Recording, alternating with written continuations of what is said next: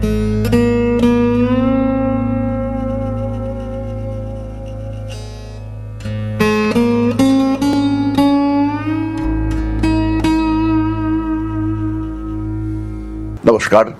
ধনু রাশি কালপুরুষের নবম রাশি, যথেষ্ট স্টেবল, পড়াশুনোয় বেশ ভালো, মানসিক দিক থেকে স্থির, নিজের উপর নিয়ন্ত্রণ রয়েছে এবং তার সঙ্গে সঙ্গে হাই পার্সোনালিটি।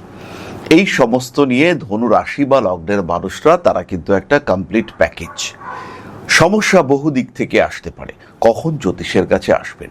পড়াশুনো করছেন, মনে থাকছে না, বৃহস্পতি ডিস্টার্বড, মাঝে মাঝেই পেটের সমস্যায় ভুগছেন, জ্যোতিষ বন্ধুর পরামর্শ গ্রহণ করুন। বিয়ের কথাবার্তা এগোচ্ছে না, মনে হচ্ছে বিয়েটা হয়তো হবেই না, সমস্যা নেই, ওয়েট করুন। কিন্তু কর্মক্ষেত্রে বারবার সমস্যা আসছে, কর্মক্ষেত্রে প্রচুর শত্রুতা হচ্ছে, কিছুতেই কাজের জায়গাতে নিজেকে অ্যাডজাস্ট করতে পারছেন না।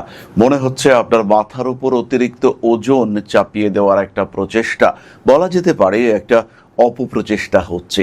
তার মানে কিন্তু দেবগুরু বৃহস্পতি আপনার কুণ্ডলিতে পীড়িত অবস্থায় রয়েছে এবং তার সঙ্গে সঙ্গে বুধ সে রাহু অথবা শনি দ্বারা দৃষ্ট অবস্থায় রয়েছে। এর জন্য কিন্তু আপনাকে অবশ্যই জ্যোতিষ পরামর্শ নিতে হবে।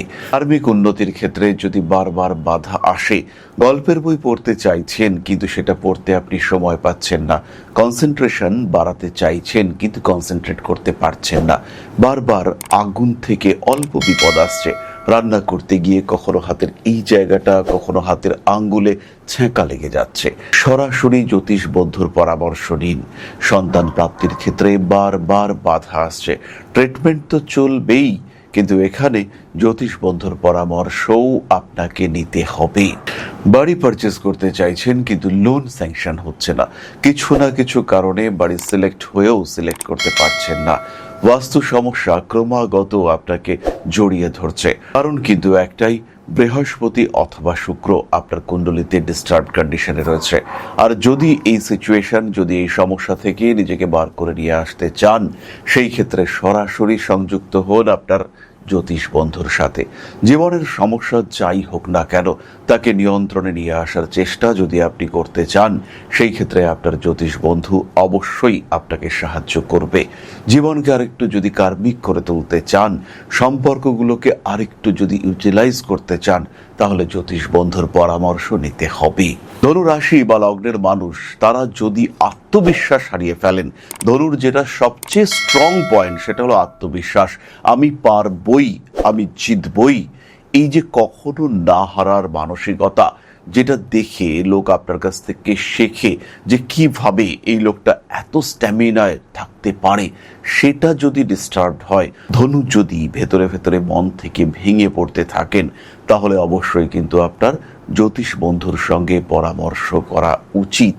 কর্মক্ষেত্রে উন্নতি যদি কোনোভাবে বাধাপ্রাপ্ত হয়, সবসময় যদি একটা ডিপ্রেসড ফিলিংস আসে, যদি কখনো মনে হয় আমার দ্বারা আর কিছু হবে না, যদি কখনো মনে হয় কোনো নেগেটিভ এনার্জি আমাকে ঘিরে ধরছে, একটা অদৃশ্য বাধা, ধনু কিন্তু অবাধ্য, ধনুকে কিন্তু কন্ট্রোল করা যায় না, অর্থাৎ কোনো বাধাই ধনুকে বাঁধতে পারে না, কোনো বন্ধন ধনুর জন্য সাফিসিয়েন্ট নয়।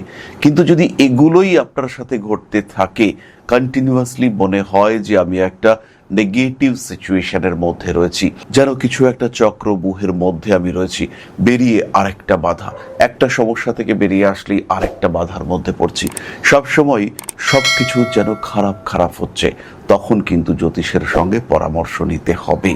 চাকরি ভালো চলছে, ম্যারিড লাইফে প্রবলেম, কোনো সমস্যা নেই। ম্যারিড লাইফ খুব ভালো চলছে, চাকরির ক্ষেত্রে একটু সমস্যা হচ্ছে, স্বামী স্ত্রী মিলে ঠিক করলেন ব্যবসা করবেন, খুব ভালো, কোনো অসুবিধা নেই।